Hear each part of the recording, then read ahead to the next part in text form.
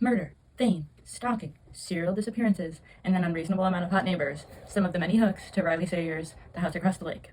Now, personally, I didn't like this book. I would give it 2.5 stars. I heard about it from my mom. She's the one who gave it to me. She really liked it. My sister really liked it. I think many people could really enjoy it. If you are like me and you read a mystery thriller and you are trying really hard to solve the mystery the whole time, you will be incredibly exasperated by this book's ridiculous ending. The premise of the book is this actress named Casey is going to this family lake house trying to cure herself of her alcoholism. Now, she's going there alone. And this is also the place where her husband mysteriously died earlier on, and that's the reason she became an alcoholic. So I don't know why she decides / her family decides that this is the place that she should go to stop being an alcoholic, but I would say that there are some major flaws in this plan. While Casey is there, a new couple moves in across the lake. Their names are Tom and Catherine, both also very famous and rich. Casey becomes really obsessed with them. She's stalking them all the time. The first 70% of the book, I would say, moves pretty slow, but the writing style is really good. It's an easy read and an interesting read. The last, 30% is the part that I have a lot of grievances with. I'm going to talk about it now, so hop off if you want to read the book. So, Catherine disappears. Casey's trying to figure out how Catherine disappears. Casey decides, certainly Tom must have murdered Catherine. Then Casey finds Catherine in an abandoned house. It turns out that actually Catherine was possessed by Casey's dead husband.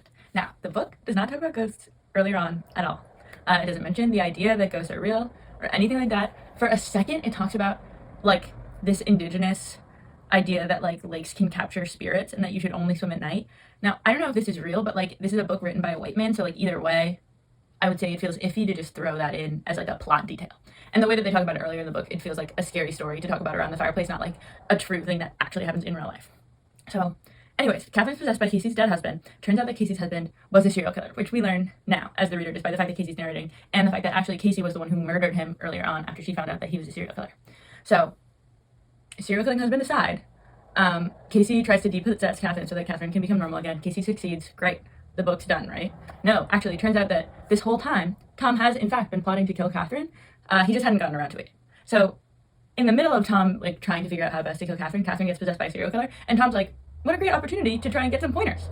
So he gets pointers from the ghost of Casey's husband, and then he continues to try and murder Catherine after Catherine gets depossessed, because, why stop? So, anyways, they figure that out. Tom, I think, gets arrested. The problem gets solved. So great. And then Casey and Catherine just, continue to chill at the lake house, despite the fact that, Casey's dead husband almost certainly is still, haunting the lake. So they just are hanging out at the lake house. And now Casey's sober because somehow all of this drove her to sobriety. I promise in the future I'll be reviewing, good and interesting books, but I had to complain about this one, so I thought it would be a good first thing to talk about because I knew that this one would be one of the worst ones that I did because I haven't had practice yet. So, have a good day!